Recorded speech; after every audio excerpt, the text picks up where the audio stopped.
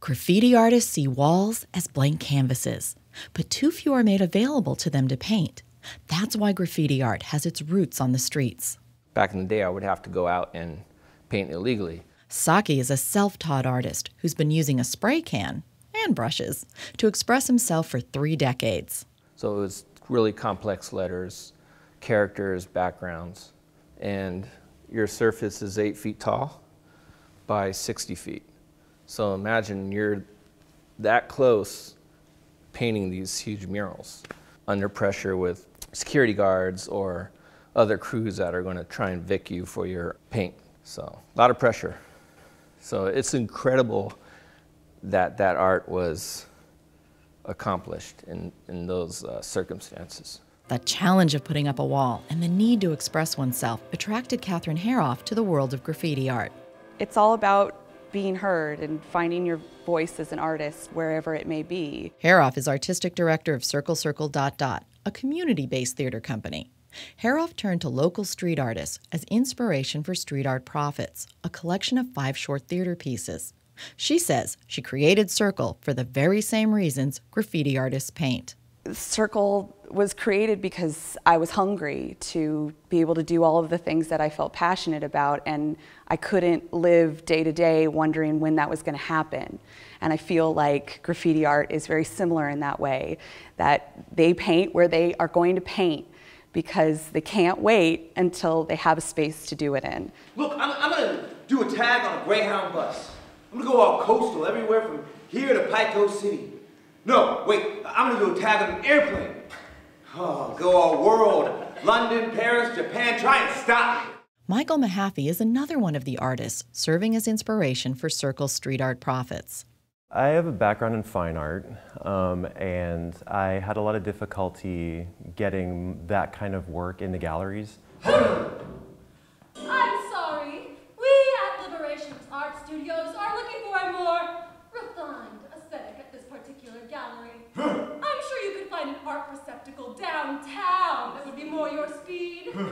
So I kind of felt like if I can't get my artwork in a gallery, then maybe I can get it on the street.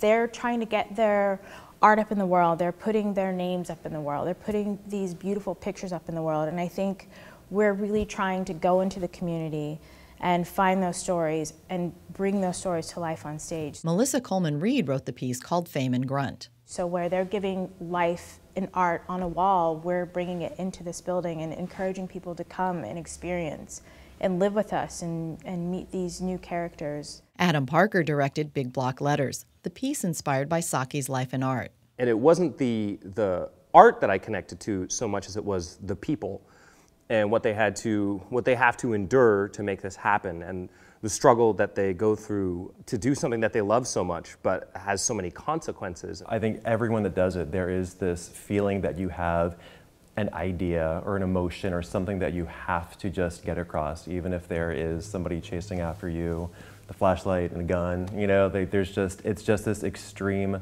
passion. It's just that need to get your message out there, come what may. Like Gloria Muriel in Glow, the piece directed by Sean Twazin. It just features Glow as the character, and then she has these 2, they're named collaborations, and they're sort of like her imaginary characters in it. And so that was a challenge. Michael Miserani choreographed Glow, the most abstract of the 5 pieces. Well, her artwork has lots of motion in it, and so that would save me. And the story also is a visual story. So my job was to really make sure the story was told in an interesting way and that the motion and the movement didn't stop it. Work. Finish? The end? Yes. One of the things Parker tapped into was the camaraderie of painting with friends. What happens when a crew gets together and they go out at night and they start doing the art, they start spraying, and how much more invigorating that part of their life was than the stuff that happens during the day for them. To Mahaffey, Saki's story comes from a different generation. My personal experience is that it's been a very solitary thing, not so much with crews. And so it's kind of fun seeing the camaraderie between them, between like a whole group of people.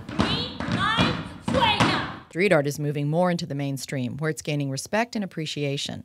For that to continue, Mahaffey says people just have to change how they look at street art. So I hear people often talking about it as just vandalism and just not even, like, ignoring the fact that there's actually an image there to be appreciated or understood. Just seeing that it's someplace that they don't really think it should be. If it's on a sidewalk instead of hanging on a wall somewhere, it's automatically bad. So I would love for people to just be able to hold their judgment for just a minute, appreciate what's actually there in front of them, and think, well, maybe somebody thought I was having a bad day and they just wanted to give me something to smile at for a minute. Saki's grateful to see his style of graffiti art highlighted in Street Art Profits. People treat graffiti art as vandalism, but they're forgetting the art part, because there is, graffiti, and then there's graffiti art, and they're two separate categories. I think it will definitely, reach to maybe a different crowd of people that normally wouldn't think twice about graffiti. Beth Accomando, KPBS News.